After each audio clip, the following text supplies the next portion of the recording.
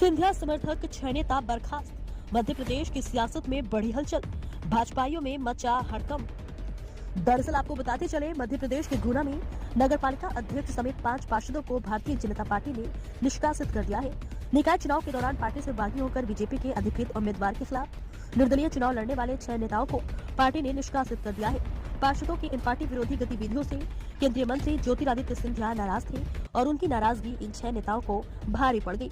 आपको बताते चले कि निकाय चुनाव के दौरान ज्योतिरादित्य सिंधिया ने सुनीता रघुवंशी का समर्थन करते हुए उन्हें अधिकृत प्रत्याशी बनाया था, लेकिन पार्टी मैंडेट के खिलाफ जाकर सविता अरविंद गुप्ता ने निकाय अध्यक्ष पद का चुनाव लड़ा और जीत हासिल की। वहीं बीजेपी के ही पार्षदों ने क्रॉस वोटिंग करते हुए सविता अरविंद गुप्ता को वोट दे दिया।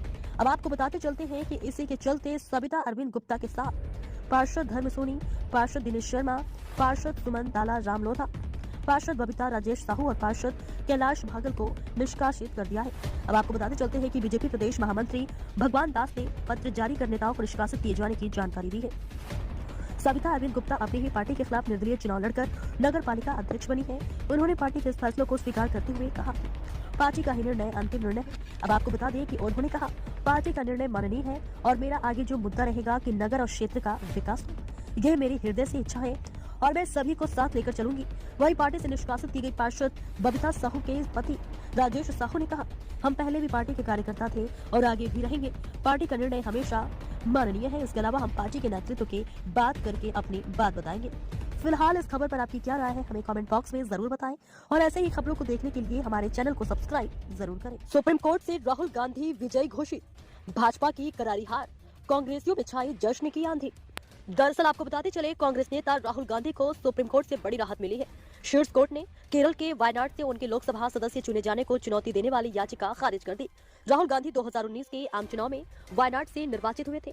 इसी के साथ आपको बताते चले, राहुल गांधी के निर्वाचन को सरिता एस नायर ने 31 अक्टूबर 2019 को सुप्रीम कोर्ट में याचिका दायर कर केरल हाईकोर्ट के आदेश को चुनौती दी थी।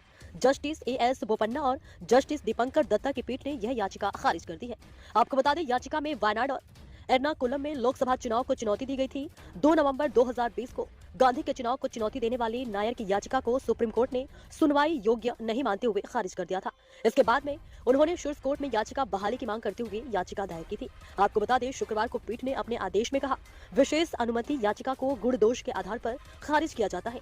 इसे खारिज करने के पूर्व के आदेश में हमें हस्तक्षेप करने का कोई कारण नहीं दिखता, इसलिए यह विशेष अनुमति याचिका खारिज की जाती है। अब आपको बताते चलते हैं, 2 नवंबर 2020 को यह मामला तत्कालीन प्रधान न्यायाधीश एस.ए. बोबडे की अध्यक्षता वाली 3 न्यायाधीशों की पीठ के समक्ष आया था। तब शीर्ष कोर्ट ने कहा था कि दूसरी कॉल पर भी कोई भी वीडियो कॉन्फ्रेंसिंग के माध्यम से सुनवाई के लिए नहीं जुड़ा था, इसलिए विशेष अनुमति याचिका को गैर अभियोजन के लिए खारिज किया जाता है। वायनाड और एर्नाकुलम लोकसभा सीटों से लोकसभा चुनाव लड़ने के लिए नायर का नामांकन पत्र 2019 में राज्य में सौर घोटाले से संबंधित 2 आपराधिक मामलों में उनकी सजा के कारण संबंधित रिटर्निंग अधिकारियों ने खारिज कर दिया था। फिलहाल इस खबर पर आपकी क्या राय है, हमें कमेंट बॉक्स में जरूर बताएं और ऐसी ही खबरों को देखने के लिए हमारे चैनल को सब्सक्राइब जरूर करें। सिंधिया के गढ़ में बनेगी कांग्रेस की सरकार, सिंधिया शिवराज की उड़ी नींद, भाजपाइयों में मचा हड़कंप। आपको बताते चले, पिछले विधानसभा चुनाव में कांग्रेस ने शिवपुरी जिले की 5 सीटों में से 3 पर कब्जा जमाकर भाजपा को सिर्फ 2 सीटों पर सिमटा दिया था। इसमें भी कहा जाता है कि शिवपुरी शहर की विधानसभा सीट यशोधरा राजे सिंधिया ने अपने स्वयं के व्यक्तिगत रसूख व लोकप्रियता के दम पर जीती थी। करीब 2.25 साल पहले हुए उपचुनाव में भाजपा ने कांग्रेस से पोहरी की सीट भी छीनकर अपना आंकड़ा 3 कर लिया और कांग्रेस के पास सिर्फ पिछोड़ कर रह गया। अब विधानसभा चुनाव में चंद महीने बाकी है। पार्टी संगठन की चुनावी कवायदों के बीच आज मुख्यमंत्री शिवराज सिंह चौहान और केंद्रीय मंत्री ज्योतिरादित्य सिंधिया संयुक्त रूप से किए गए शिवपुरी जिले के चंबल बुंदेलखंड मालवा की इस संगम भूमि पर एकजुटता की सियासत की जो नई इबारत लिखी है, कहा जा रहा है कि उसके नतीजे जल्द परिलक्षित होंगे। अब आपको बताते चले कि शिवपुरी गुना सिंधिया परिवार की पारंपरिक सीट रही है। सिंधिया परिवार की 3 पीढ़ियों ने इसे अपना संसदीय क्षेत्र बनाया, लेकिन सिंधिया परिवार का अभेद्य राजनीतिक दुर्ग 2019 के आम चुनाव में मिली पराजय के बाद जर्जर होता दिख रहा था। अब आपको बताते चले कि शिवपुरी कलेक्ट्रेट के सामने स्थित प्ले ग्राउंड में शिवराज सिंधिया की उपस्थिति में आज आयोजित जनसेवा कार्यक्रम में जिस भारी तादाद में लोगों की भीड़ उमड़ी, उसे देखते हुए कहा जा सकता है कि इस अंचल की राजनीतिक भूमि को अपने लिए उर्वरा बनाए रखने भाजपा कोई कोर कसर बाकी नहीं छोड़ रही। शिवराज सिंह खुद को मामा बताते हुए स्थानीय जनता से अपने चिर परिचित सरल सहज अंदाज में बात की। सरकार को जनता का हित चिंतक निरूपित करने के लिए नौकरशाही पर शिकंजा कसा। मंच से ही अफसरों के निलंबन के हुक्मनामे सुनाए और जनता का त्वरित काम करने वाले अफसरों की पीठ ठोकी। उधर इस संसदीय क्षेत्र से लगातार 4 वर्ष सांसद रहे ज्योतिरादित्य सिंधिया चूंकि यहाँ के एक नेता से व्यक्तिगत तौर पर परिचित है, लिहाजा उन्होंने स्थानीय भाजपा नेताओं को नामों से संबोधित कर उनकी कौशल क्षेम जानी और राजनीतिक चर्चाएं की। शिवराज और सिंधिया ने आज के दौरे में स्थानीय मंत्री यशोधरा राजे सिंधिया को जिस कदर महत्व दिया, उससे यह भी जाहिर हो रहा है यशोधरा ने भगवान शिव की नगरी में अपनी महत्ता बरकरार रखी है। फिलहाल इस खबर पर आपकी क्या राय है, हमें कमेंट बॉक्स में जरूर बताएं और ऐसे ही खबरों को देखने के लिए हमारे चैनल को सब्सक्राइब जरूर करें। भाजपा को लगा एक और तगड़ा झटका। योगी सरकार में मंत्री संजय सिंह गंगवार को कोर्ट ने सुनाई सजा, पुलिस ले गई जेल। दरअसल आपको बताते चले, उत्तर प्रदेश की योगी सरकार में गन्ना विकास एवं चीनी मिल मंत्रालय के राज्य मंत्री संजय सिंह गंगवार को एमपी एमएलए कोर्ट ने सजा सुनाई है। जी हां, सुनवाई के दौरान आचार संहिता उल्लंघन के 2 अलग अलग मामलों में 3-3 महीने की सजा संजय सिंह गंगवार को सुनाई गई है। इसके साथ ही उन पर 2000 रुपए का आर्थिक दंड भी लगाया गया है। आपको बताते चले, संजय सिंह गंगवार वर्ष 2012 के विधानसभा चुनाव में बहुजन समाज पार्टी के प्रत्याशी थे। आचार संहिता उल्लंघन के मामले में राज्य मंत्री संजय सिंह गंगवार पर वर्ष 2012 में 2 मामले दर्ज किए गए थे। हालांकि कोर्ट से निजी मुचलके पर उन्हें छोड़ दिया गया। आपको बताते चले, शनिवार को एमपी एमएलए कोर्ट में सुनवाई के दौरान संजय सिंह गंगवार को एमपी एमएलए कोर्ट की जज प्रियंका रानी ने दोषी करार दिया। दोनों ही मामलों में 3-3 महीने की सजा सुनाई गई है। इसके साथ ही 2-2 हजार रुपए के आर्थिक दंड से भी दंडित किया गया है। आपको बताते चले, वर्तमान में राज्य मंत्री संजय सिंह गंगवार पर शहर के सुनगढ़ी थाने में वर्ष 2012 में बसपा प्रत्याशी रहते हुए चुनाव प्रचार के दौरान आचार संहिता का उल्लंघन करने पर मुकदमे दर्ज हुए थे। इन दोनों ही मुकदमों में राज्य मंत्री संजय सिंह गंगवार को एमपी एमएलए कोर्ट से सजा सुनाई। सजा सुनाए जाने के बाद राज्य मंत्री को न्यायालय से निजी मुचलके पर छोड़ दिया गया। फिलहाल इस खबर पर आपकी क्या राय है, हमें कमेंट बॉक्स में जरूर बताएं और ऐसे ही खबरों को देखने के लिए हमारे चैनल को सब्सक्राइब जरूर करें। शिक्षा मंत्री के इस्तीफे की उठी मांग, क्या शिक्षा मंत्री देंगे इस्तीफा? अभी की आई बहुत बड़ी खबर।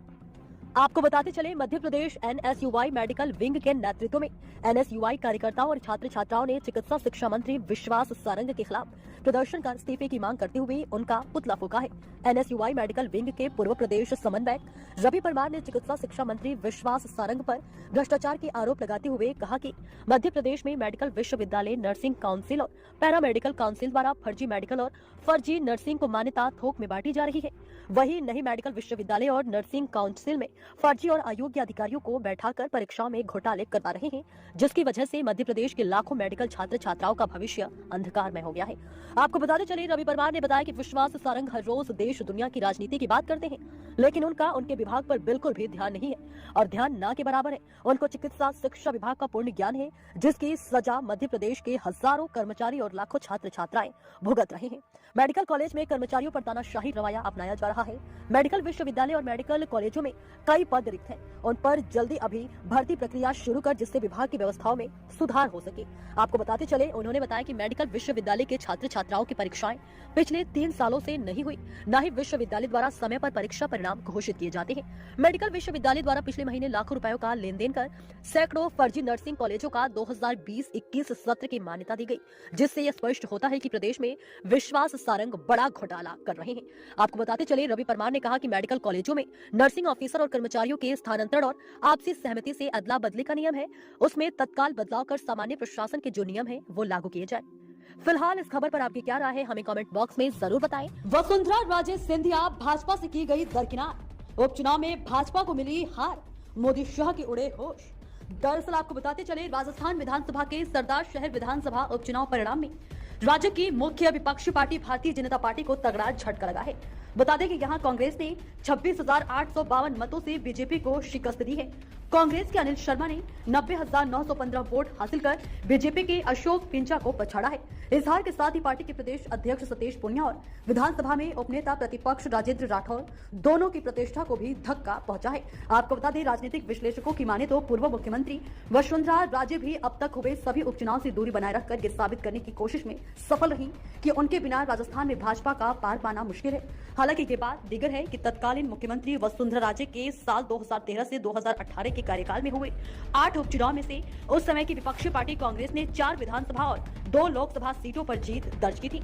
उसी का परिणाम ये रहा था कि 2018 के विधानसभा चुनाव में कांग्रेस सत्तारूढ़ हुई थी। इसी के साथ आपको बताते चले, गहलोत सरकार के अपने 4 साल के शासन के बाद और विधानसभा चुनाव 2023 से एक साल पहले हुए उपचुनाव में गहलोत ने अपना जलवा बरकरार रखा है। महज राजसमंद उपचुनाव में भाजपा बस अपनी सीट बरकरार रख पाई है। वहीं धरगावत विधानसभा उपचुनाव में तो कांग्रेस ने ये सीट भाजपा से छीन ली थी। अब सरदार शहर विधानसभा उपचुनाव का परिणाम भी भाजपा के लिए सबक है। आपको बता दें, केंद्रीय नेतृत्व को यह सोचने पर मजबूर कर देने वाला है कि क्या साल 2023 के राजस्थान विधानसभा चुनाव में पूर्व मुख्यमंत्री वसुंधरा राजे को दूर रखना नुकसान का सौदा तो नहीं होगा। फिलहाल इस खबर पर आपकी क्या राय है, हमें कमेंट बॉक्स में जरूर बताएं और ऐसे ही खबरों को देखने के लिए हमारे चैनल को सब्सक्राइब जरूर करें।